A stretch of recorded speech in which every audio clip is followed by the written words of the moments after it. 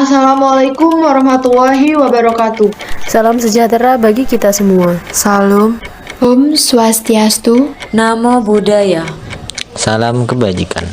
Perkenalkan, nama saya Rani Fitria Gozali dengan NIM 1271011. Perkenalkan, nama saya Anissa Septiani Kurnia dengan NIM 2122101104. Kenalkan, saya Erdila Masanto Rasid dengan NIM 2119103010148. Nama saya Siti Wadatul Alia dengan NIM 2119103011065. Pembangunan Indonesia meliputi bidang karya, kreativitas, dan rasa. Pembangunan juga mencakup bidang hukum dan berkaitan langsung. Hukum adalah peraturan berupa norma dan sanksi yang ditujukan untuk mengatur tingkah laku manusia, memelihara ketertiban dan keadilan, serta mencegah kerancuan. Hukum memiliki kewajiban untuk menjamin kepastian hukum dalam masyarakat. Oleh karena itu, setiap masyarakat berhak untuk melindungi dirinya di hadapan hukum. Hukum dapat diartikan sebagai suatu peraturan yaitu tertulis maupun tidak tertulis untuk mengatur kehidupan masyarakat.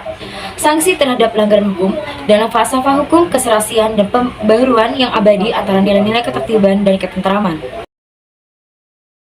Secara yuridis formal, Undang-Undang Dasar 1945 telah mengatur bahwa setiap orang berhak atas pengakuan dan kepastian hukum yang adil serta perlakuan yang sama di hadapan hukum.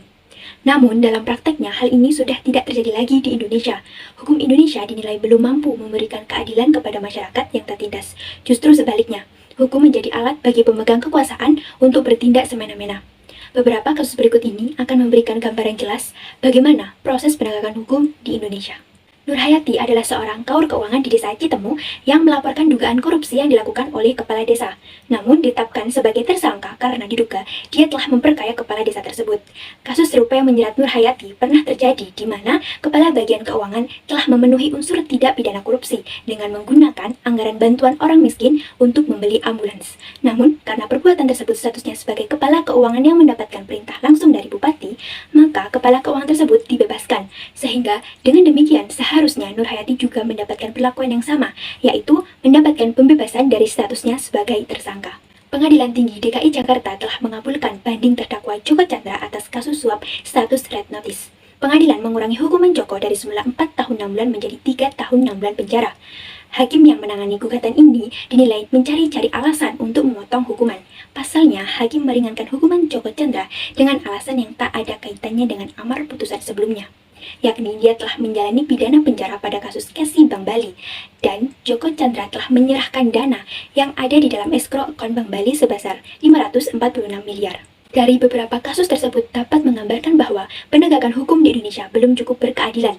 Kondisi hukum tersebut dapat dikatakan sebagai hukum yang tajam ke bawah dan tumpul ke atas. Ketika hukum dihadapkan dengan orang-orang yang memiliki kekuasaan, maka hukum menjadi tidak berdaya. Namun, ketika dihadapkan dengan orang-orang lemah, hukum bisa sangat kejam terhadapnya. Ini jalan dengan pendapat Jaksa Agung SD Burhanuddin yang mengakui jika penegakan hukum di Indonesia belum memenuhi rasa keadilan.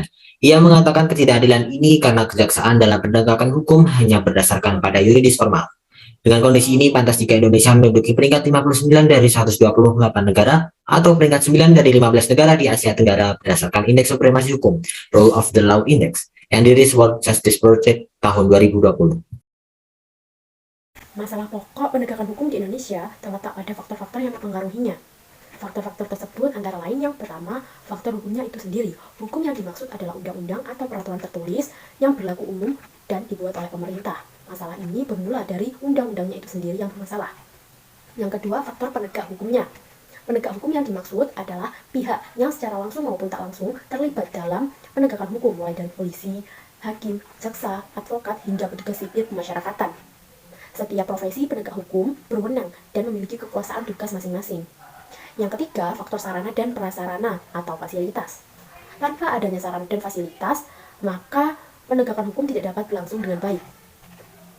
Faktor ini mencakup tenaga manusia yang berpendidikan dan terampil, organisasi yang baik, peralatan yang memadai, keuangan yang cukup, dan lain-lain.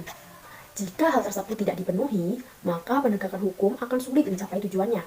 Yang keempat, yaitu faktor masyarakat. Seseorang penegak hukum harus mengenal stratifikasi sosial atau lapisan masyarakat yang ada dalam lingkungan beserta tatanan status atau kedudukan dan peranannya. Yang kelima, faktor kebudayaan.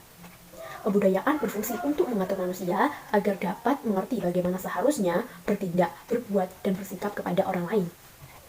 Kebudayaan mencakup nilai yang melandasi hukum yang berlaku, yakni apa saja yang baik sehingga harus dianuti dan apa saja yang buruk sehingga harus dihindari. Bagaimana kira-kira solusi yang tepat agar penegakan hukum di Indonesia sesuai prinsip berkeadilan? 1. Lebih memperhatikan keadilan masyarakat dan kepentingan nasional dalam proses penyusunan dan finalisasi peraturan perundang-undangan serta mendorong kesadaran hukum kepatuhan masyarakat. 2. Lembaga penegak hukum perlu tidak hanya melihat fakta, tetapi juga mempertimbangkan latar belakang kasus. Alasannya terjadi faktor kemanusiaan dan rasa keadilan dalam mengambil keputusan. Yang ketiga, hakim berkewajiban untuk mencari dan menemukan kebenaran-kebenaran penting tentang nilai-nilai, namun mereka tidak hanya harus mematuhi hukum dalam kerangka hukum hitam putih, tetapi juga harus didasarkan pada rasa keadilan yang tinggi. Ini karena undang-undang yang hanya berlaku dalam konteks hitam putih murni hanya mengarah kepada keputusan yang kontroversial dan tidak mewujudkan rasa keadilan yang sebenarnya. Yang keempat, komisi yudisial adalah komisi yang dibentuk untuk menangani tindakan hakim, membuat keputusan konversi dan memperingatkan hakim yang tidak memenuhi rasa keadilannya dan yang melanggar kode etik yang perlu disangsi. Yang kelima, meningkatkan integritas kompetensi atau keterampilan dan mengembangkan tatanan hukum aparat penegak hukum dalam kaitannya dengan tugas dan tanggung jawabnya. Aparat penegak hukum sebenarnya mendukung prinsip persamaan hak seluruh anggota masyarakat dalam menjalankan tugasnya. Refleksi diri. Berlaku adil kepada setiap orang. Keadilan akan berlaku di setiap kalangan, tidak memandang siapapun itu. Diharapkan setiap masyarakat dapat berlaku adil dan mendapatkan keadilan di negara ini. Belajar untuk tidak diam saja tetapi menuntut keadilan. Beberapa ketidakadilan yang dialami orang lain sebenarnya tidak akan terjadi jika pelaku bisa didesak untuk bersikap lebih adil. Tetapi hal itu akan sulit terjadi jika hanya diam saja. Seperti jika pemerintah membuat sebuah kebijakan yang tidak adil, kita tidak harus diam saja, namun bisa menuntut keadilan sesuai prosedur undang-undang yang berlaku. Jangan cepat menghujat atau membenarkan seseorang itu salah. Jika sebagai khalayak umum yang belum tahu kejadian pasti dari suatu kasus, jangan terpancing untuk menghujat ataupun menyebarkan berita tersebut sebelum melakukan penyelidikan terlebih dahulu.